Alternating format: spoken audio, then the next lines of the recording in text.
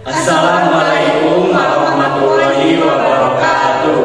Perkenalkan, nama saya Kakak Nasrul. Saya dari kelompok 1 pelajaran Bahasa Indonesia. Di sini saya tidak sendiri. Saya bersama rekan-rekan saya, yaitu perkenalkan, nama saya Putri Zulfia. Perkenalkan, nama saya Farid Wastu. Perkenalkan, nama saya Dia Aprilia. Yang terhormat Ibu Tuti Ratu Susanti selaku guru pembimbing, dan juga rekan-rekan semua yang menyaksikan video ini. Saya Evan Nasrul di sini bertugas selaku moderator pada presentasi kelompok 1 kali ini, di mana kelompok kami akan membahas tentang esai dan kritik sastra.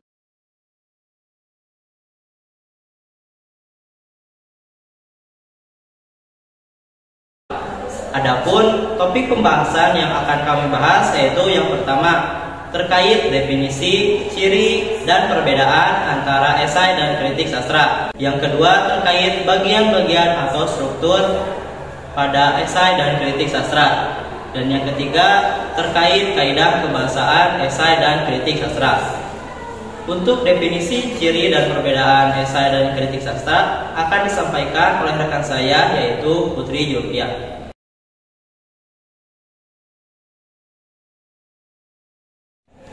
Terima kasih kepada moderator yang telah memberikan saya kesempatan untuk menyampaikan materi tentang definisi, ciri, dan perbedaan kritik dan esai sastra. Menurut Kamus Besar Bahasa Indonesia, kritik adalah kecaman atau tanggapan disertai dengan uraian dan pertimbangan baik buruknya suatu hal. Yang berikutnya adalah esai. Esai menurut Apriliani adalah karangan prosa yang membahas satu masalah secara sepintas dan lugas. Dari definisi tersebut, kita bisa mendefinisikan bahwa kritik sastra adalah ungkapan atau tanggapan mengenai baik dan buruknya suatu hal. Sedangkan esai sastra adalah tulisan yang menggambarkan opini penulis terkait suatu hal. Adapun ciri kritik dan esai sastra yaitu yang pertama, ciri kritik sastra. 1. Bersifat objektif, artinya sesuai dengan kenyataan. Yang kedua, memberi tanggapan terhadap karya. Yang ketiga, memberikan alternatif perbaikan untuk karya sastra menjadi lebih baik lagi. Yang berikutnya, ciri esai sastra. Yang pertama, bersifat subjektif, artinya berdasarkan pandangan si pembuat karya. Yang kedua, bersifat personal, yaitu sesuai kehendak si pembuat karya. Dan yang ketiga, berbentuk prosa, artinya karya sastra yang berbentuk cerita. Setelah memahami definisi dan ciri-ciri kritik dan esai sastra, selanjutnya saya akan menjelaskan perbedaan antara esai dan kritik sastra. Ada 4 perbedaan antara esai dan kritik sastra. Yang pertama, dari segi topik. Topik pada esai membahas fenomena tertentu. Contohnya, fenomena penggunaan bahasa Jaksel. Sedangkan topik pada kritik membahas karya tertentu. Contohnya, pada novel Bumi Manusia. Yang kedua, dari segi pembahasan. Pembahasan pada esai bersifat subjektif, sedangkan pembahasan pada kritik bersifat objektif. Yang ketiga, dari segi sasaran. Sasaran pada esai ditujukan untuk pembaca, sedangkan sasaran pada topik ditujukan untuk pembuat karya. Yang keempat, perbedaan antara kritik dan esai sastra yaitu dari segi struktur. Struktur antara kritik dan esai sastra tentunya berbeda satu dengan yang lainnya. Sekian penjelasan dari saya, selanjutnya saya kembalikan kepada moderator. Terima kasih kepada Putri Zulfia yang telah menyampaikan materi terkait definisi, ciri, dan perbedaan antara kritik dan esai sastra. Selanjutnya, materi yang akan dibahas yaitu terkait struktur atau bagian-bagian pada kritik dan esai sastra yang akan disampaikan oleh rekan saya yaitu Farid Wastu.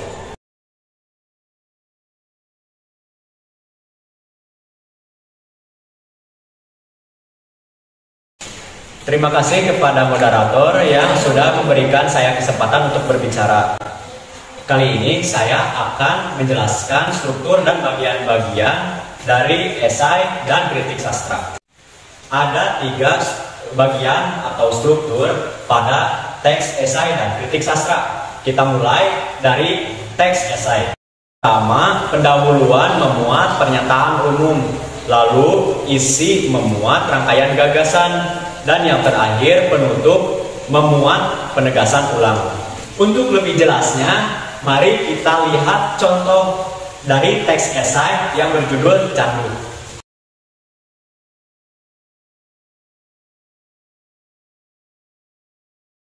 Pada paragraf pertama, pernyataan umum, kemudian pada paragraf 2 dan 3 termasuk rangkaian gagasan, dan paragraf yang terakhir adalah penegasan ulang. Selanjutnya, di bagian teks kritik sastra juga terbagi 3 bagian-bagian atau struktur yang dimilikinya. Yang pertama, di bagian pendahuluan memuat identitas karya. Lalu di bagian isi memuat sinopsis dan pendapat. Dan yang terakhir penutup memuat kesimpulan. Untuk lebih jelasnya, mari kita lihat contoh teks berikut yang berjudul Masa-masa SMA.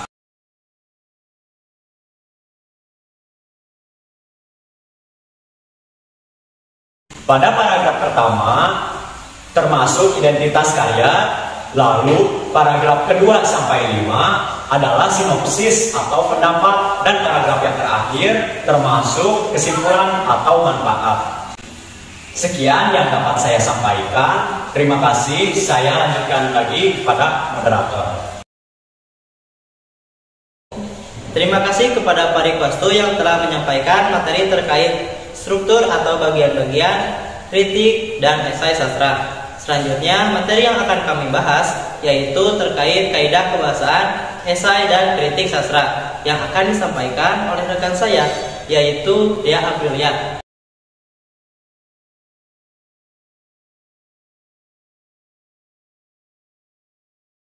Terima kasih kepada moderator yang telah memberikan saya kesempatan untuk berbicara, menjelaskan materi tentang kaidah kebahasaan, esai dan kritik sastra.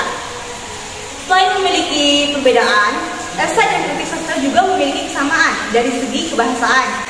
Yang pertama, terdapat kata argumentatif, yaitu kata yang menyatakan pendapat. Yang kedua, terdapat kata kausalitas, yaitu kata yang menunjukkan sebab dan akibat. Contohnya pada kalimat, jika sekarang hujan, maka jalan menjadi licin. Yang ketiga, terdapat kata rujukan. Contoh kata rujukan yang pertama, berdasarkan pada, mengacu pada. Yang keempat, kata kerja mental adalah kata kerja yang menyatakan kegiatan yang tidak terlihat secara fisik. Contohnya, berkonsentrasi, memikirkan seseorang. Dan yang kelima, kata persuasif, yaitu kata yang bersifat membujuk seperti ayo, mari. Yang keenam dan yang terakhir, kata deskriptif, yaitu kata yang bersifat menjelaskan. Contohnya, yakni, yaitu, dan merupakan.